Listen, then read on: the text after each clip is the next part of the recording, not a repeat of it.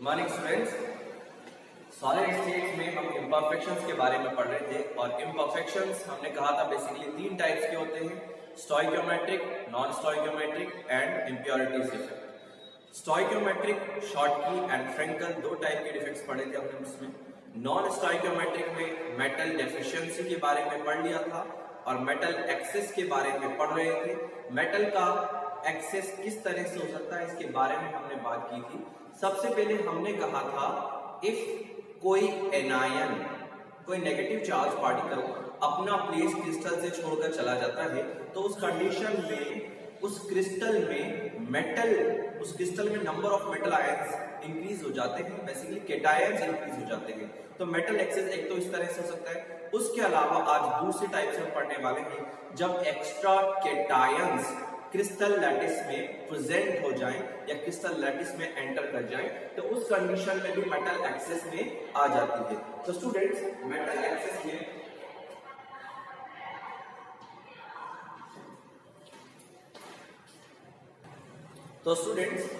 Metal access जो होती है, मेटल एक्सेस में कब आती है?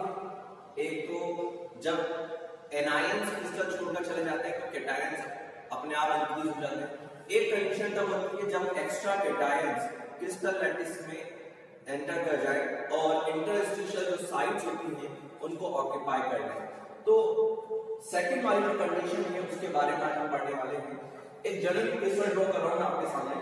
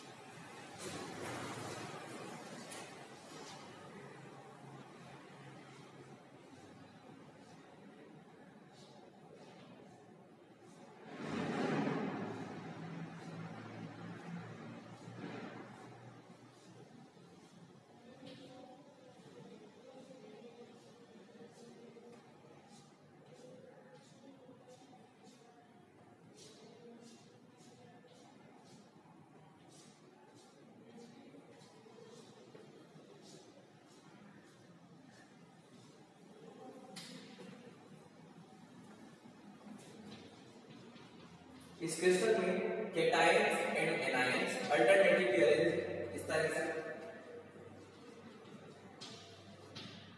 इस टाइप की जो अरेंजमेंट होती है उसे हम डेफिनिट ज्योमेट्री के नाम से जानते हैं।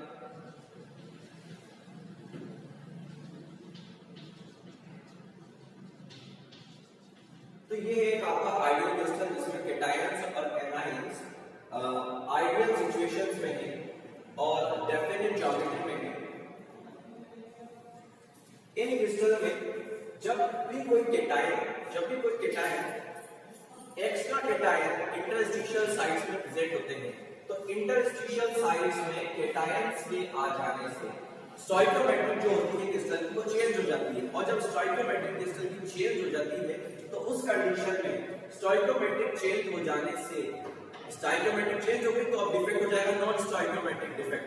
लेकिन क्रिस्टल की न्यूट्रलिटी को मेंटेन करने के लिए अब ये क्रिस्टल क्या करेगा, मैं आपको एक सिचुएशन बताता हूं कि डिफेक्ट से पहले क्रिस्टल में केटायन थे, नंबर ऑफ केटायन थे 8 और नंबर ऑफ एनायन कितने थे 8, दोनों 8 थे। लेकिन जब एक एक्स्ट्रा केटायन इस क्रिस्टल के इंटरस्टिशियल वॉइड में प्रेजेंट हो जाएगा, एंटर कर जाएगा तो नंबर ऑफ केटायन हो जाएंगे 9 और नंबर ऑफ एनायन हो जाएंगे अभी भी 8। तो इस कंडीशन में जो इलेक्ट्रिकल चार्ज है इस क्रिस्टल का उसको मेंटेन करने के लिए एक्स्ट्रा इलेक्ट्रॉन्स भी इस क्रिस्टल में प्रेजेंट हो जाएंगे।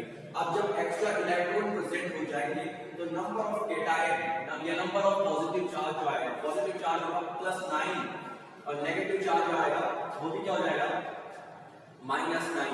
और इस तरह से इस क्रिस्टल का जो होल चार्ज होगा वो क्या हो जाएगा, न्यूट्रल हो जाएगा। इस क्रिस्टल का होल चार्ज न्यूट्रल हो जाएगा। तो बेसिकली हम कह सकते हैं कि यहाँ पर इलेक्ट्रिकल न्यूट्रलिटी को मेंटेन करने के लिए एक एक्स्ट्रा इलेक्ट्रॉन इंटरस्टिशियल साइट्स में क्या हो जाता है, प्रेजेंट हो जाता है। और ये भी क्रिस्टल एक ये भी डिफेक्ट इंपॉर्टेंट टाइप का डिफेक्ट है क्योंकि एक्स्ट्रा इलेक्ट्रॉन क्रिस्टल में प्रेजेंट हो जाते हैं और ये भी कलर के लिए रेस्पॉन्सिबल हो जाता है। तो बेसिकली इसकी थ्योरी को हम इस तरह से लिख सकते हैं, when a cation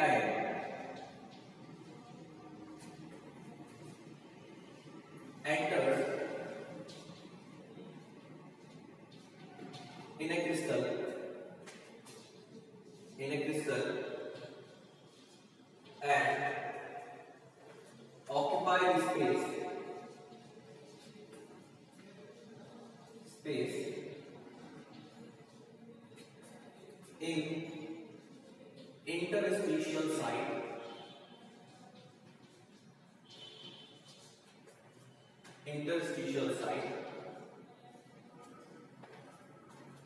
then stoichiometric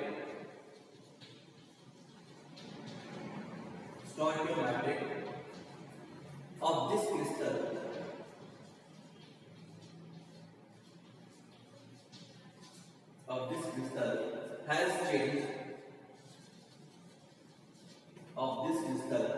has changed to maintain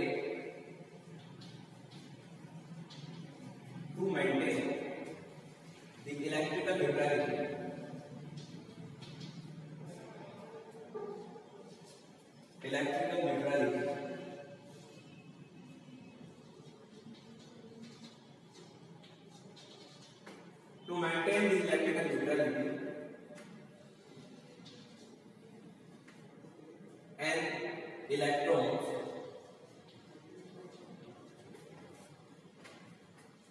and electrons also occupy the interstitial site.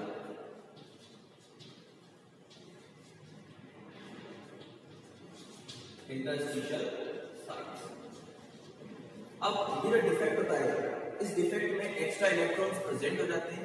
Extra electrons present हो जाने की वजह से जो जिंक ऑक्साइड होता है, जिसका कलर जो होता है व्हाइट होता है, लेकिन एक्स्ट्रा इलेक्ट्रॉन्स की प्रेजेंस की वजह से इसका जो कलर होता है वो थोड़ा येलोइश हो जाता है। तो हम कह सकते हैं due to this defect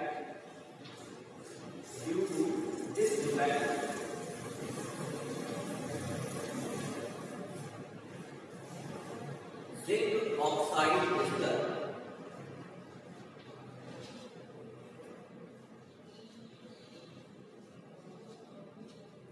appears yellow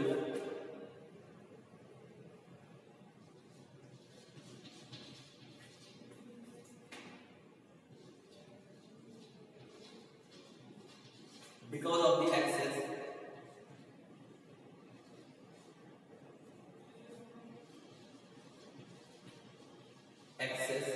of cation। तो केटायन के एक्सेस की वजह से ये जो केटायन के एक्सेस की वजह से जो डिफेक्ट होगा, इसकी वजह से क्या होगा, क्रिस्टल में कलर प्रेजेंट हो जाएंगे और ये एक्स्ट्रा केटायन कलर के लिए क्या होते हैं, रेस्पॉन्सिबल होते हैं। तो स्टूडेंट्स, ये थे आपके स्टोइकियोमेट्रिक डिफेक्ट, जिसमें हमने शॉर्टकी और फ्रैक्टल डिफेक्ट के बारे में पढ़ा, और नॉन स्टोइकियोमेट्रिक डिफेक्ट जिसमें हमने मेटल डेफिशिएंसी और मेटल एक्सेस के बारे में पढ़ा। तो मेटल डेफिशिएंसी भी 2 टाइप से पढ़ लिए थे, मेटल एक्सेस भी 2 टाइप से पढ़ लिए थे। अब हमारे पास एक लास्ट टाइप का डिफेक्ट बचा है जिसे हम कहते हैं impurity defect. Stoichiometric defect, non stoichiometric defect और इंप्योरिटी डिफेक्ट। अब हमारे पास थर्ड टाइप का डिफेक्ट है जो कि है हमारा इंप्योरिटी डिफेक्ट। तो स्टूडेंट्स, अब हम बात करते हैं हमारे थर्ड टाइप के डिफेक्ट की, which is impurity defect. Impurity defect के बारे में एक बात बता सकता हूं आपको कि इंप्योरिटी डिफेक्ट जो होते हैं ये भी क्या होते हैं, बेसिकली बिफोर द डिफेक्ट जो क्रिस्टल होता है वो आइडियल सिचुएशन में होता है, number of cations number of anions same होते हैं, अल्टरनेटिवली अरेंज होते हैं और बिल्कुल डेफिनेट ज्योमेट्री में होते हैं। लेकिन जब किसी भी क्रिस्टल के अंदर इंप्योरिटी ऐड की जाती है, अलग से इंप्योरिटी ऐड की जाती है, मिलाई जाती है, तो उस कंडीशन के अंदर जो डिफेक्ट उस क्रिस्टल लैटिस में डेवलप हो जाता है, उस डिफेक्ट को इंप्योरिटी डिफेक्ट कहते हैं। इसका एग्जांपल जनरली हम सोडियम क्लोराइड के क्रिस्टल से देख सकते हैं। जनरली जब हम बात करते हैं सोडियम क्लोराइड के क्रिस्टल में,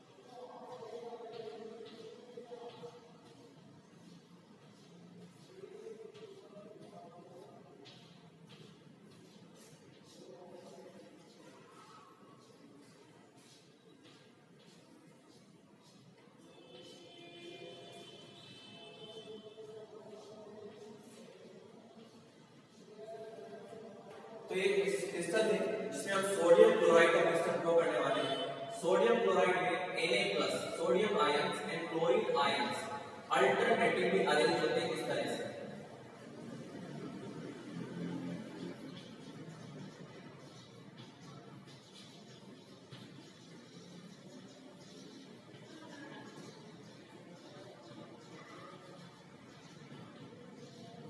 इस तरह से अल्टरनेटिवली अरेंज होते हैं।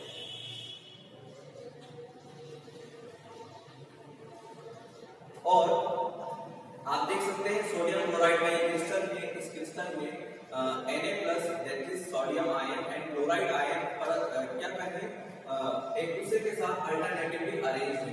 अब अगर इसमें किसी इंप्योरिटी ऐड कर दी जाए, पहले मैं आपको बताता हूं Na+, ये क्रिस्टल में Na+Cl- सोडियम क्लोराइड का क्रिस्टल है। अगर इस क्रिस्टल में स्ट्रोंशियम क्लोराइड की इंप्योरिटी को ऐड कर दिया जाए, स्ट्रोंशियम क्लोराइड SrCl2, तो मैं आपको बता दूं स्ट्रोंशियम पे जो चार्ज होता है वो होता है +2, दैट इज सोडियम की जो वैलेंसी होती है +1 और स्ट्रोंशियम की वैलेंसी होती है +2।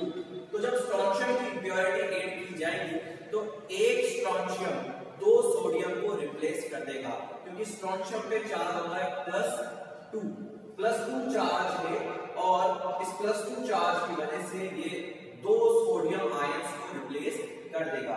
तो स्टूडेंट्स जब हम यहां से इस सोडियम क्लोराइड क्रिस्टल में स्ट्रोंशियम क्लोराइड की इंप्योरिटी ऐड करते हैं, तो स्ट्रोंशियम क्लोराइड की इंप्योरिटी ऐड करने पर दो सोडियम आयन रिप्लेस हो जाते हैं, जिनमें से एक का प्लेस स्ट्रोंशियम आयन ऑक्युपाई कर लेता है और दूसरा जो सोडियम आयन था उसकी जगह पर बाइवैलेंट वैकेंसी का फॉर्मेशन हो जाता है, बाइवैलेंट वैकेंसी का फॉर्मेशन हो जाता है। और इसी वजह से अब बेसिकली जो डिफेक्ट होगा उसमें आप देख सकते हैं स्टोइकियोमेट्री तो चेंज हो गई, दो सोडियम आयन क्लोराइड आयन से कम हो गए, लेकिन अभी भी क्रिस्टल की जो स्टोइकियोमेट्री जो इलेक्ट्रिकल न्यूट्रलिटी है वो मेंटेन है। पॉजिटिव चार्ज आयन से 8 और नेगेटिव चार्ज आयन से भी 8 है, दैट इज क्रिस्टल की जो स्टोइकियोमेट्रिक है वो अभी भी बनी हुई है। तो इस इंप्योरिटी डिफेक्ट को हम इस तरह से समझ सकते हैं, the defects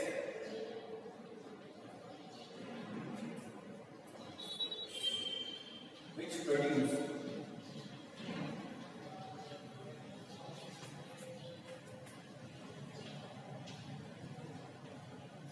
on adding impurity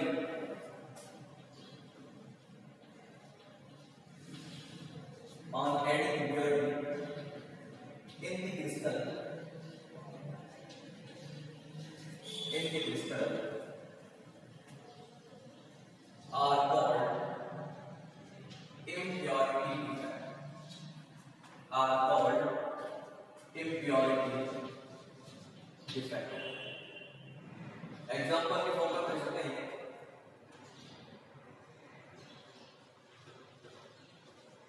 in a NaCl based crystal, in a sodium chloride crystal, Na+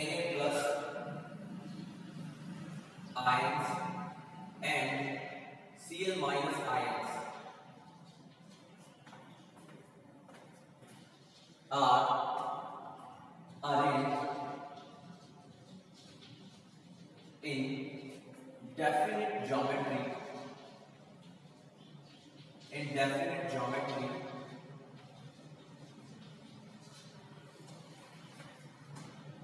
on adding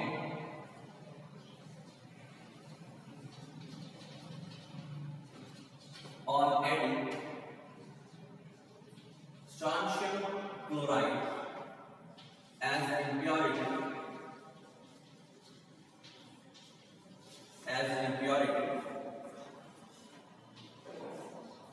Sr+2 ions replace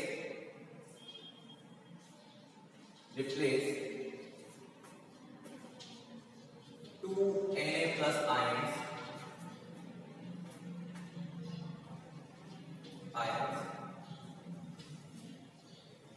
2Na plus ion and forms a bivalent vacancy. तो basically आप कह सकते हैं इस टाइप के defect में जब impurity add की जाती है तो इम्प्योरिटी ऐड करने पर एक का स्पेस तो ये ऑक्यूपाई कर लेता है और जो दूसरे का स्पेस होता है, जो दूसरा वाला होता है वो वैकेंट रह जाता है, जिसे हम बाइवैलेंट वैकेंसी कहते हैं। तो बेसिकली ऐसे डिफेक्ट जो कि इम्प्योरिटी ऐड करने पर डेवलप होते हैं या इम्प्योरिटी ऐड करने पर प्रोड्यूस होते हैं, ऐसे डिफेक्ट्स आपके इम्प्योरिटी डिफेक्ट कहलाते हैं। तो स्टूडेंट्स, ये तो थे आपके इम्परफेक्शंस के बारे में, जिसमें हमने स्टोइकियोमेट्रिक, जिसके अंदर शॉर्टकी एंड फ्रेंकल डिफेक्ट के बारे में पढ़ लिया है, नॉन स्टोइकियोमेट्रिक डिफेक्ट जिसमें मेटल डेफिशिएंसी और मेटल एक्सिस के बारे में पढ़ लिया है, और थर्ड इम्प्योरिटी डिफेक्ट के बारे में पढ़ लिया है। तो स्टूडेंट्स, ये डिफेक्ट और इम्परफेक्शंस कंप्लीट हुए। Thanks for watching.